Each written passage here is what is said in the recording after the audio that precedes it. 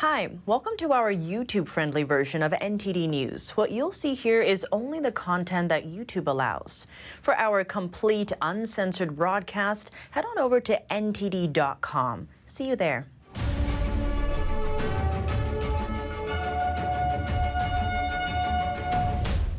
Did President Biden benefit from his son's foreign business dealings? Republican lawmakers say yes, while Democrats say no in today's first impeachment inquiry hearing.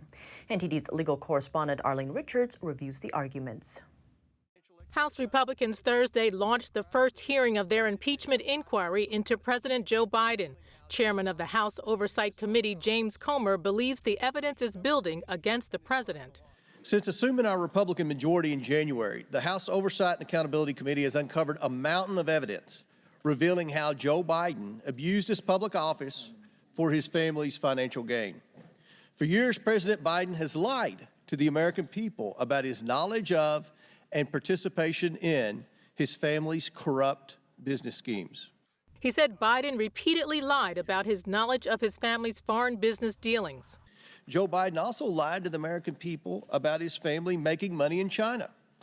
He continued to lie about it even when the House Oversight Committee uncovered bank wires, revealing how the Bidens received millions from Chinese companies with significant ties to Chinese intelligence and the Chinese Communist Party. The alleged business is that Biden's son Hunter was selling his father's influence to foreign businessmen and governments in exchange for millions of dollars in payments, and that those payments were being shared with the president's family. Witness Jonathan Turley said the president's son Hunter was clearly committing a crime. Many people now accept that what Hunter Biden did was rather raw and open influence peddling. So the only question is, was the president involved in that? The question of Biden's involvement in his son's business dealings was highly debated. Ranking member James Raskin said Republicans don't have a shred of evidence against President Biden. The majority sits completely empty-handed with no evidence of any presidential wrongdoing, no smoking gun, no smoke. Turley said Biden likely did benefit. This idea that you can have millions going to a politician's family and that's not a benefit, I think is pretty fallacious. Representative Lisa McCain said in 2014, then Vice President Biden met with the Romanian president to discuss a corrupt businessman. Later, the businessman's company, Bladen Enterprises, began paying money to Biden's family. Between November 2015 and May 2017, Bladen Enterprises deposited over $3 million into Robinson Walker's LLC business account. But then the Biden family accounts received more than $1 million from Robinson Walker's accounts after these deposits were made. Ironically, 16 of those 17 payments occurred while Joe Biden was vice president. Another issue of contention was whether or not Republicans had the authority to hold the hearing in the first place. Democrats said the rules required them to have a full House vote. Speaker Kevin McCarthy initiated the inquiry 2 weeks ago. Today, I am directing our House committee to open a formal impeachment inquiry into President Joe Biden. It's not clear whether or not the impeachment inquiry can continue without a House vote. One witness said former House Speaker Nancy Pelosi similarly began an impeachment inquiry of Trump, but that the House voted on it a few days later. Tiffany? With this impeachment hearing coming at a time when a government shutdown could be just days away, Democrats raise the question, what takes priority? But Republicans argue that the evidence for impeachment creates a sense of urgency. NTD's Melina Weiskup is on Capitol Hill with more on what lawmakers on both sides have to say. Republicans say there are serious concerns about whether or not President Biden is compromised because of his son's foreign business deals, but the timing of this hearing has given Democrats a way to slam the GOP's priorities, because here we are with the government shutdown just 2 days from now, and this argument has been one that Democrats throughout the day have honed in on. Here's what some of them told me. Political theater is more important than the functions of operating the federal government and the economy. It's pretty much of a sham hearing. We're 2 days away from a Republican shutdown that they're focused on, and yet we're wasting all of our time in this inquiry. Republicans, though, defend their having this hearing today, saying that the evidence they have presented provides a level of urgency. I think you're seeing a puzzle come together. Influence peddling. While Joe Biden was vice president, talking about corruption and in charge of foreign policy, that is concerning. That they were trying to find ways to protect Joe Biden, even though it is very clear from the text messages that Joe Biden is involved. Yet 2 days ago, the bank wire to Joe Biden's house from Beijing for $250,000. When I asked Democrats specifically about this piece of evidence, here's what they had to say in response. I mean, to be clear also, I mean, Hunter Biden lived for a period of time with his father, so that evidence means nothing. But not a smidgen of evidence that President Biden has committed a high crime. All assertions that Democrats and President Biden himself deny. The White House has repeatedly this week tried to brush off this hearing, continuing to say that this is an example of political extremism and continuing by that talking point that President Biden has no involvement in Hunter Biden's foreign business deals. This issue is long from over, though. We can expect to continue to see these chairmen pushing these investigations, especially as we approach the 2024 elections. Reporting from Capitol Hill, Melina Weiskup, NTD News. Turning now to the possible government shutdown, Washington will be off the clock in 2 days. That is, if lawmakers fail to reach consensus on funding by end of day Saturday. Here's a look at where things stand. House Speaker Kevin McCarthy is working to push through a short-term stopgap measure. If passed, it would keep the government open for another 6 weeks. But Minority Leader Hakeem Jeffries said that House Democrats won't support it. Instead, he urged McCarthy to hold a vote on the Senate's version of a continuing resolution. According to McCarthy, the GOP's stopgap measure will be brought to the House floor tomorrow, but whether it's going to pass remains unclear. Meanwhile, the State Department has been making contingency plans in case a shutdown occurs. It's deciding which jobs can be suspended and which cannot because they're essential to national security. Electric vehicles, the Ukraine war, and business dealings. All these topics were tied to China at yesterday's GOP primary debate. Here's what the candidates had to say about the communist regime. How would Republican presidential candidates handle China relations? They touched upon a variety of issues at Wednesday's second primary debate on the Fox News channel and often didn't agree. Putin's an evil dictator does not mean that Ukraine is good. This is a country that has banned 11 opposition parties. A win that has for actually, Russia is a that win is not for true. China. We're driving a win Russia. For Russia is a win for China. Excuse me, if you have but a chance. I forgot you like China. That's why you're you'll have your chance in just a moment. Former Vice President Mike Pence holds a similar view as South Carolina Governor Nikki Haley in this regard. Vivek, if you let Putin have Ukraine, that's a green light to China to take Taiwan. Peace comes through strength. North Dakota Governor Doug Burgum says promoting electric vehicles would support China, which is exploiting other countries. And the batteries come from China. China controls 85% of the rare earth minerals. They're called rare earth because they're measured in parts per million. China is moving 100,000 pounds of earth in Indonesia, in Africa. They're literally destroying the planet so that they can make a battery that's in a car subsidized here. Florida Governor Ron DeSantis talked about the growing influence the CCP has in Latin America and the Indo-Pacific. Watch. They have been able to build the second most powerful military in the entire world. We need a totally new approach to China. We are going to have real hard power in the Indo-Pacific, like Reagan, to deter their ambitions. We're going to have economic independence from China, where we're decoupling our economy. And we are going to go after the cultural power they have in this country. And CEO Vivek Ramaswamy defended himself after candidates attacked him for his business dealings in China. When every other CEO expanded into the Chinese market, you know what I did with my first company? We opened a subsidiary in China. But you know what I did that was different than every other company? We got the hell out of there. The third Republican primary debate is set to take place in Miami on November 3rd. Ariane Pastar, NTD News. Let's look deeper at last night's GOP presidential primary debate. For analysis of the candidates' positions on China, we spoke with a retired Air Force general who's a senior fellow at the Hudson Institute. General Spalding, thank you so much for joining us. Great to have you back on the show. Thank you. Great to be back. General, in last night's second GOP debate, the Chinese Communist Party was brought up quite a bit more than in the first debate. What did you make of that?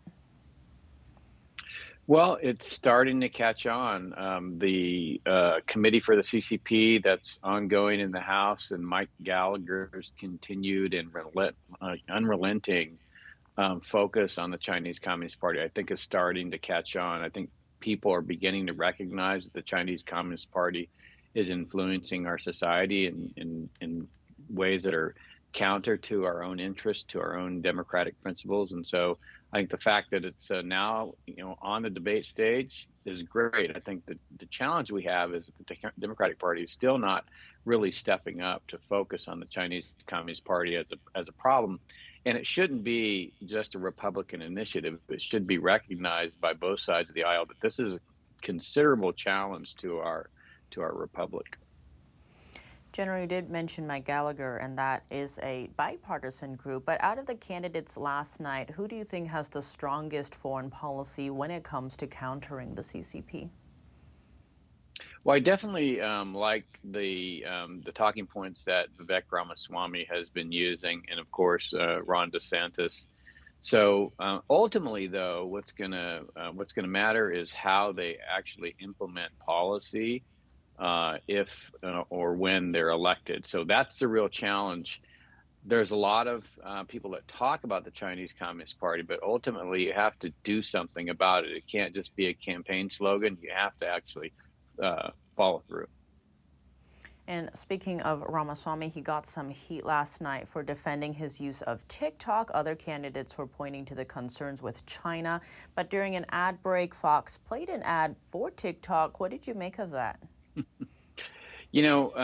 TikTok's a psychological weapon. It's not really TikTok. TikTok, this kind of this benign thing that is powered by ByteDance. ByteDance is really the power behind TikTok. It's the power behind how the Chinese Communist Party leverages AI to understand citizens, how they think and behave, and then feeds them content that's meant to do a number of things. One is to really just dumb down the population. And that's a challenge for us because 30% today of young people get their news from TikTok. So if you can imagine, if you're creating a citizenry that really doesn't have a knowledge of the issues or current events, then I think we have a big challenge. The other is it feeds it messages that are promoting the Chinese Communist Party and certainly promoting the way the Chinese Communist Party views the world. And then finally, it's beginning to slowly enculturate this idea of Marxism as a viable philosophy for how we organize our society. That's the challenge. It's really recognizing as a political and psychological weapon. Yes, they take data, but the data is taken for the express purpose of actually attacking, the foundations and principles upon which the nation was founded. Quite concerning. And as we head into the third GOP debate, what would you like to see more of from candidates in terms of China? Well, I guess I'd like to see less debating, but that's not going to happen. So really getting into the policy issues, I think, is where we need to go. It needs to be less about mudslinging, more about what are the substantive issues that face us. Let's have some discussion around, why we've had the policy decisions we've had in the past and why it's so important that we change. General Spalding, thank you so much for your time. Thank you. Former President Trump has no plans to attend any future Republican primary debates. A senior advisor to Trump's 2024 campaign confirmed the decision to reporters. He said of Trump, quote, he said he's not going to attend the debates, plural, and that's his position until it's not. The advisor added that the debates have become more like a contest for who's going to be the designated survivor. Trump skipped both the first and the second Republican primary debates. And we'll have more post-debate analysis for you in the second half of the show, so be sure to stick around for that. In other Trump news, the trial for the former president's fraud case in New York will go forward as planned. An appeals court today rejected Trump's bid to delay the trial. The decision clears the way for Judge Arthur Engoron to preside over a non-jury trial starting Monday in Manhattan. This is part of New York Attorney General Letitia James' civil lawsuit into Trump and the Trump Organization. Engoron ruled on Tuesday that Trump and his business were liable for fraud and that they inflated the value of their properties. The decision revokes the Trump Organization's business certificates in New York and shifts control of some of his companies to someone appointed by the court. Trump denies any wrongdoing. Turning now to international news, Russia and Ukraine continue their tug-of-war narrative. This comes as Russia marks the one-year anniversary of annexing parts of Ukraine, while at the same time NATO says Ukraine continues to gain ground. NTD's Jason Perry has the story. Workers were seen putting the final touches on a large stage in Moscow's Red Square. On Friday, Russia will mark the one-year anniversary since they held elections in 4 Ukrainian regions controlled by Russia. Those votes, which were held in the Ukrainian regions of Luhansk, Donetsk, Zaporizhia, and Kherson, were all denounced by Kyiv as illegal. Russian President Putin had this to say about those elections. This is, of course, a significant event, an important step towards the full entry of the new regions into the single legal state space of our big country. Also on Thursday, Putin met with the leader of Chechnya, a republic of Russia. He gave an update on the war, and he also took a shot at the U.S. military tanks being sent to Ukraine, the Abrams. Your team shows good results. Every day they take prisoners of war. Every day they destroy military vehicles. No Abramsky tanks, or whatever they are called, are no obstacles for them. However, while Russia speaks of its progress in the war, NATO says Ukraine is making progress too. On Thursday, NATO Secretary Jens Stoltenberg met with Ukrainian President Vladimir Zelensky. Today, your forces are moving forward. They face fierce fighting, but they are gradually gaining ground. And there is a stark contrast. Ukrainians are fighting for their families, their future, their freedom. Moscow is fighting for imperial delusions. Stoltenberg also said NATO has made deals with weapon companies for about $2.5 billion in ammunition. He said that will help NATO countries refill their own weapon supplies and also support Ukraine in the war. Jason Perry, NTD News. In the Netherlands, a gunman opened fire, first in an apartment and then in a medical school classroom, killing 3 people. Police say the suspect also set fires at both locations. The victims include a 43-year-old male teacher, a 39-year-old woman, and her 14-year-old daughter. The teen was injured initially, but later died at the hospital. The 32-year-old male suspect was identified as a student at the medical school. He also lived on the same street as the woman and her daughter. The Rotterdam police arrested the suspected gunman near the medical school. Authorities say he was holding a weapon and wearing a bulletproof vest. A city official said the motive behind the shooting is not yet known and that it was probably a targeted attack.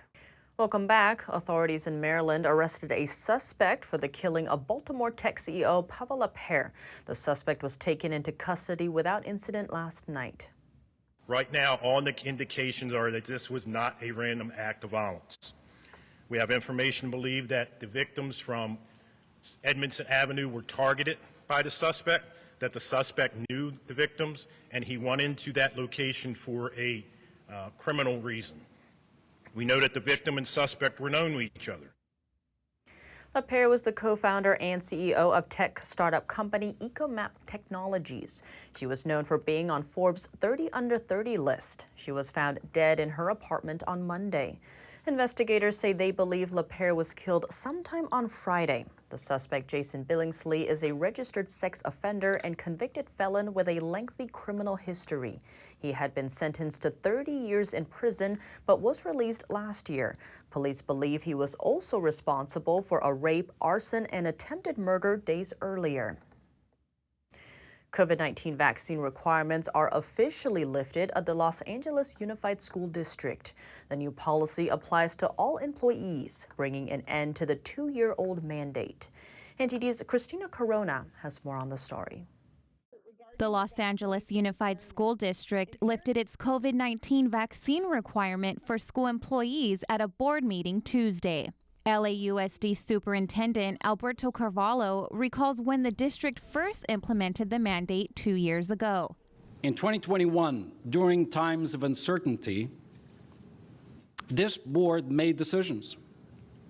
And yes, this board approved required vaccinations as a means of reducing transmission, reducing the severity of a disease that in this community, across this country, and across the world killed millions. This was a necessary requirement. The district's Board of Education also imposed a COVID vaccine requirement for students in response to high infection and hospitalization rates. This prompted many other school districts and local governments to adopt similar vaccine mandates. However, in 2021, the LAUSD terminated 1,000 teachers and staff for declining to take the COVID vaccines. One attorney criticized the board's decisions during Tuesday's meeting. You need to reinstate all employees with full back pay. You demanded that employees submit to an irreversible invasive EUA injection, a medical procedure with documented risks like blood clots, myocarditis, stroke, and death. And the people you fired, they couldn't even get unemployment, and without medical care, they couldn't even get therapy to deal with the clinical depression you plunged them into. The district's Board of Education said in a statement, in light of evolving medical data and in consultation with local health authorities, the district has revised its vaccination policy as many other county, state, and federal entities have done. The board goes on to say, we would like to thank our human resources and medical teams and our university partners for their continued leadership and guidance through this process. Los Angeles Unified will continue to follow the guidelines of the Los Angeles County Department of Public Health, as well as examine and update our protocols to ensure the health and safety of everyone in our school communities. The mandate was first implemented back in August 2021. Christina Corona, NTD News, Los Angeles. Some children find school so distressing they consistently skip class, putting their families in turmoil. One mother not only solved the problem, but also became an expert on the issue. NTD's Faye Quarter has more. School avoidance, when children feel so genuinely uncomfortable in class, they just can't attend. It's usually caused by mental health challenges such as anxiety, including social anxiety, depression, obsessive-compulsive disorder, trauma, and learning differences. These students can end up missing class for months, even years. When he was 12 or 13, his school avoidance was really severe, where he was missing days and weeks of school at a time. It is stigmatizing, isolating, scary. It was a long road because it's very hard to find the right mental health professionals, and you need your school to work with you. Jane Dembski says the schools treated her son's problem as a behavioral issue instead of a mental health one. Only when the Dembskis consulted with their 6th psychiatrist did they get real advice. Eventually, Dembski moved her son, who is now 26, to a small boarding school where he had dedicated mentors and counselors. This helped him a lot. It is not a wait and see. It is go for help right now.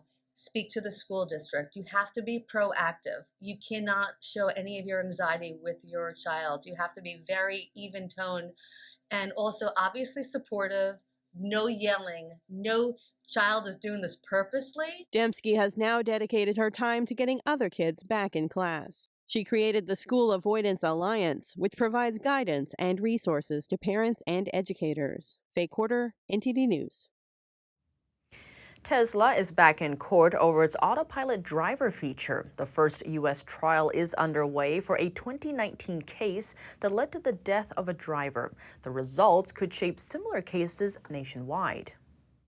The first U.S. trial over allegations that Tesla's Autopilot driver assistant feature led to a death was set to begin on Thursday. Held in Riverside County Superior Court, the civil lawsuit alleges Tesla's Autopilot system caused owner Micah Lee's Model 3 to suddenly veer off a highway east of Los Angeles at 65 miles per hour. The car struck a palm tree and burst into flames, all in the span of seconds. According to court documents, the 2019 crash killed Lee and seriously injured his 2 passengers. The passengers and Lee's estate filed a lawsuit against Tesla, accusing the EV company of knowing that Autopilot and other safety systems were defective when it sold the car. Tesla has denied liability, saying Lee consumed alcohol before getting behind the wheel. The electric vehicle maker also claims it's unclear whether Autopilot was engaged at the time of the crash. Tesla has been testing and rolling out its Autopilot and a more advanced full self-driving system. Elon Musk says these are crucial to his company's future, but has drawn regulatory and legal scrutiny. In April, Tesla won a collection of lawsuits in LA claiming that drivers are told that its technology requires human monitoring, despite the Autopilot name. But the stakes are higher in this week's trial because people died. The trial is expected to last a few weeks. Meta CEO Mark Zuckerberg kicked off the tech giant's developer conference this week, where they focus on virtual reality and artificial intelligence. We spoke with NTD Business's host Don Ma for more on the event. Don Ma, thank you so much for joining us. Yeah, great to be here as always, Tiffany. Don, to begin, give us a sense of the highlights from this conference. Yeah.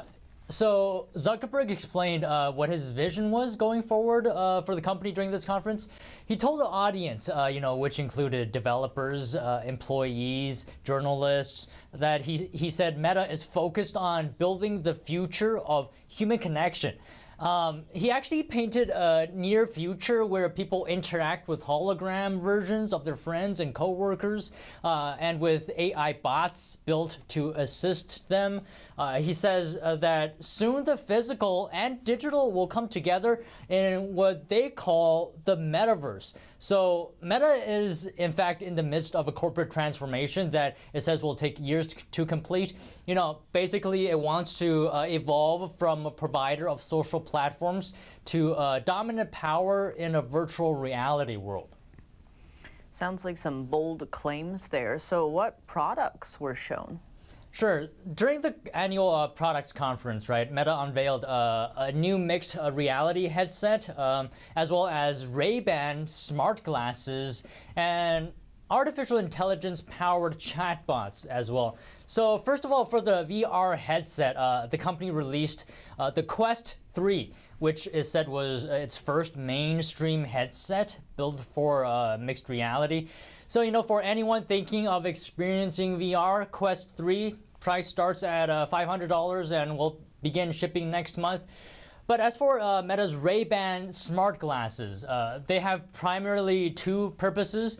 The first is to replace your headphones, actually, because you can actually make phone calls and listen to music with these. And the other thing that it can do is that it can record video because it has 2 cameras mounted on the front. So yeah, that's that.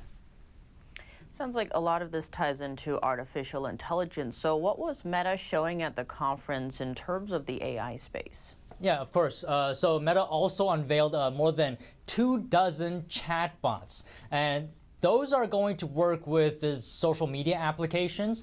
The company announced Meta AI. This is a conversational assistant, and it's going to be available on WhatsApp, Messenger, Instagram, and it can deliver real-time information and other things like generate photorealistic images simply from users' text prompts. Meta is partnering with Microsoft's Bing search to deliver information off the internet. Meta AI will be built into the smart glasses as well as an assistant, so that's a plus over there. And a software update is planned for next year, and this update will give the assistant the ability to identify places and objects that people are seeing, and as well as to perform language translation. So that's just some of the features. Wow. Well, Don Ma, thank you so much for joining us. Yep, as always, Tiffany. A unanimous vote in the Senate has formalized what members are required to wear. Senators will not be allowed to wear casual attire anymore. Though we've never had an official dress code, the events over the past week have made us all feel as though formalizing it is the right way forward. Senators pushed for a formal dress code after Senator Fetterman started coming into work in shorts and hoodies. Now members on the floor will be required to wear business attire. The issue began when Senate Leader Chuck Schumer quietly changed the dress code to accommodate Senator Fetterman, who suffered a stroke in 2022. Fetterman's presiding over the Senate wearing casual clothes caused an outcry in both parties. Welcome back, and now for your sports news, here's NTD's Dave Martin with a look at one of the biggest rivalry events across the globe. That's right, Tiff. It's America versus Europe starting tomorrow as Ryder Cup play begins. Now, if you're like a lot of people, you may know the Ryder Cup is a golf event and a team event at that, but you don't quite understand how it's played or scored. So here it is. Tomorrow and Saturday will feature 4 foursome matches in the morning. Now, what's a foursome match? This is where 2 players from each team essentially combine as one, using just one ball, working together by alternating shots, looking to get the best score on each hole. Now, instead of total strokes over the entire course added up for scoring, the lowest score of each hole simply gets a point or half a point in the case of a tie. The team then with the most points gets 1 team point for the win or half points in a tie. In the afternoons of the first 2 days, they'll play 4 four-ball matches. Now, 4-ball is another 2-on-2 match, but this time each player plays their own ball individually. Whichever the 4 has the best score for each hole gets a point, and just as in foursomes, it's total points added up instead of strokes to win the match. On Sunday, the final day, it's individual match play. Each of the 12 players on each team plays against someone on the other squad instead of the whole field. Now, just as in foursomes and 4-ball, each hole is worth a point, with the total points then added up instead of strokes to determine the winners. All in all, 28 team points are up for grabs in what most pundits would agree is the most unusual game. This is an event unlike any other in golf. There is no such thing as a comparability to the Ryder Cup because golf is an individual sport. James Ward, who's senior editor for Golf Today, says the unique team-style play of the Ryder Cup that not even Live Golf duplicates means you never know how a player will perform. So I said, Dave, give me one guy that you'd want to have start your Ryder Cup team. You'd probably say, well, Matt, I got to go with Tiger Woods because he's the best player in the world, or was for so many years. But if you look at his record in Ryder Cup play overall, in all the matches, he is way under 500 as a player. Ward points out that golfers are used to playing against a field of 100 other players, where second place is an accomplishment instead of a last place finish like it is at the Ryder Cup. And the pressure is intense because you're not playing for yourself. You're playing for a team. Now, the American team won the last event 2 years ago, but haven't won in Europe since 1993. And for your sports viewing schedule tonight, 7 baseball games are on, but maybe none bigger than a Seattle-Texas matchup as the Mariners trail the division-leading Rangers by 4 games with just 4 games to play.